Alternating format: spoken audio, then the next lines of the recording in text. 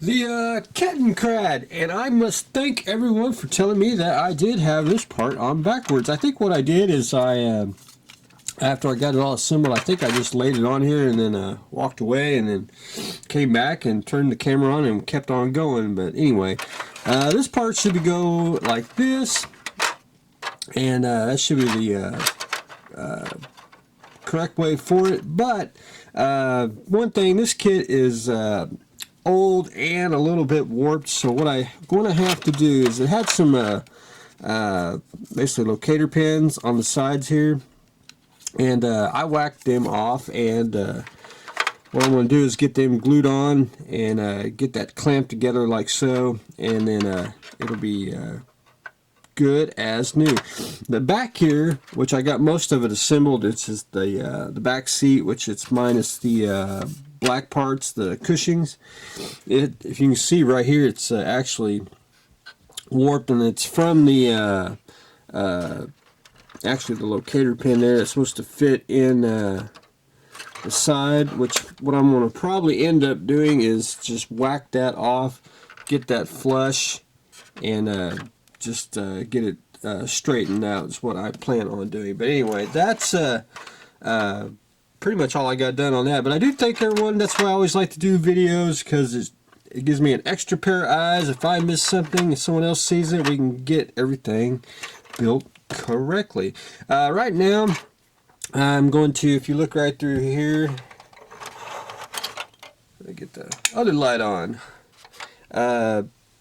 This part, the seat, these two parts here, it's supposed to be basically right in here. It actually hits up against the motor, so I'm going to whack off pretty much about a little bit, about that much, making it flat, and it'll fit up against the wall. Basically, I think it needs to be like just a little bit of a quarter of an inch. I know it sounds a lot, but it should be just a little bit more, just so the seat can be forward. But anyway, I'll get that in hopefully later today or tomorrow, and we'll continue on. And hopefully, once we get all the major parts done, and then we can go back in and start doing the little things like track and, you know, just little things. But anyway, that's where I stand on the Kettenkrad. So a little more on that. The bird of prey. There's actually two more pieces, and allergies about to kick my ass today for some reason. I guess it's hay fever, summertime, and all that good stuff. There's actually three more parts. There's a ring that goes around the front here. I'm going to put that on last because it's actually painted red. It's just easier to paint it last. Two little things that go on the neck, which I forgot to put on earlier when I was priming it, so I had to put them on. And I just got to go back in with some tulip. You can see right there the little gaps on the edges there. I'm just going to take a little bit of tulip, put it on, wipe it off, and we'll get that filled and taken care of. There's a little bit of sanding to do, and that's, you know, like right here on the edges of the wings. And I'm not going to do any putty. I'm just going to put some tulip on and call it good. And that's pretty much it. I mean, you really don't have to sand a whole lot. I mean, you could add a little more detail in the back here if you want to, but I'm going to leave it just, what I want to do is probably do again some tulip and then do some, just do some weathering on it, and it should be a-okay. But anyway, we're in the primer stage on the bird of prey, so hopefully by the weekend we'll get some paint slapped on it, and we're going to basically paint it like a tank. Female tank. I did get it primered while I was primering the bird of prey there. Really nothing to it. I cleaned up a few areas that I missed when I cut them off the sprue.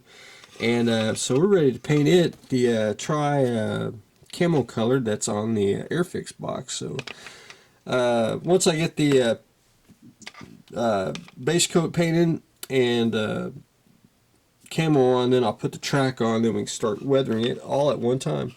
I was going to put the exhaust on there, extend it out, but I couldn't find a tube in here that was small enough diameter to fit on there. So we're just going to leave it. It's just basically box stock because it's the way he wanted it. So we will leave it like it is. The Warhammer figure.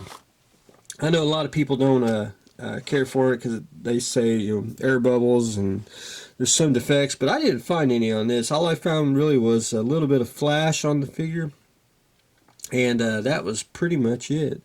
I did get him assembled. He's the whole 4 pieces. Not too shabby.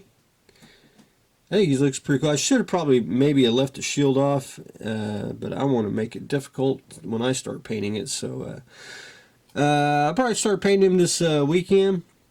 So what I'm going to do is I'm going to shoot him a coat of primer on, and then I'll probably start doing flesh tones first, and then I'll work my way and do the gold, and then I'll probably do the white last. But anyway, that's the game plan on that. So that'll be fun. Always fun to paint figures in the summertime because you can sit under air conditioning and paint figures. The TV-8, this is Chrysler's tank that they built in the 50s, which is, if you read about it, it's basically an atomic tank. OKB, and I would go to their website. They got some oddities for tanks and all kinds of stuff. Anyway, it's a multimedia kit. It's resin. It's got some plastic. Got some photo etch. It's crazy how just smooth the resin kit is. But anyway, I started the chassis on it. I got to cut the pour plug off, which I'll get that later. But I wanted to get the idlers on, and I did one thing I did do wrong, and I did glue these on basically backwards, but I didn't want to drill out the holes. Kind of more trouble than it's worth, I think. So what I did is I just glued them on, but if you glue them on backwards, it gives you detail on the underside. And what I'm going to do is I'm just going to whack off the little points there, and then put the road wheels on, and it'll just be actually much more, I think, more secure for the 72nd scale. But anyway, it's a very, very simple kit. Instructions ain't the best. Just pretty much tells you to do that. But anyway, we'll get that accomplished. So my only really complaint with the TV-8 here is this needs to be 35th scale. I think that needs to be a big tank. 72nd's cool, but I'm here to tell you 35th, and it's a crazy, crazy tank. And I was even considering, I'll have to go look around. If there's not a 35th scale one, I may have to fill that void myself. But anyway, yeah, that's where I stand on it. So slowly but surely we will crank out the TV-8. Decal car, this is the last time you're all going to see it. This is going to go to its new home tomorrow. But anyway, hopefully I got everything on here. If I didn't, we're going to say we did. For decaling, it's really crazy. I mean, just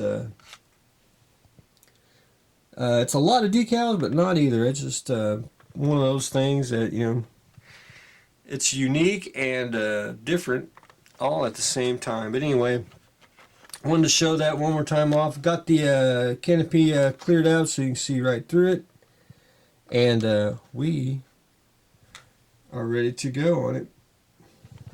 Again, I always got to say, if the clear part don't fit right, just cut it out and reposition it, and then you can glue it back in with micro crystal clear, or you know, even Elmer's white glue will work. So there is that. But anyway, fun car. So I'm gonna have this wrapped up, and I'll have this out the door. So this will be off the bench right now. So it's kind of hard to say goodbye to, because it's a I've done the decal car for so long. But anyway, it's done and done. So there you have it. The Roadrunner, I didn't get to do much because I've been basically I was trying to finish up a few other things. I did put another coat of Future on, which we are good to go. Basically for decals, which I'll probably start in a little while, but I wanted to get the basic construction done. That's the main thing. But the clear part here, I really can't buff it out. It's because it's deep, if you can actually see it. What I'm going to do is I want to sand this down, and I'm going to vacuum form it out of clear. I'm just going to do a quick little vacuum form part of it, get it smooth, and I'll get the new part in. That's what I'm going to do on it. So thought about that for a while, so I want to get it basically a new part. But the bumper here, and Elliot made a suggestion as what can we do on the clear red parts for the tail lights. Well, he was talking about, and I don't have any, and I'd have to really go dig, basically clear red sprue, and see if that would work. But I think what I'm going to do is I'm just going to take clear here and dip it in like clear red, and just cut it out, and it should give an illusion of clear red tail light. I think that'll work out. But anyway, I'll try to do that this week and get some cut out and see what it looks like, and show everyone on the video here. But anyway, that is what I've got going on today. I want to get the basic assembly done on the Roadrunner here, but I got a problem solved as we go along. But anyway, that's what I've got going. We're getting ready to I want to put a new windshield in, kind of like the windshield doctor. I'm going to do some tail lights. Decal car is going off to its new home. Starting the TV-8. Getting ready to paint the female tank. Kettenkrad duty. And we're primering up the Klingon bird of prey. So that's what I got going on today. So stay tuned for the next exciting episode.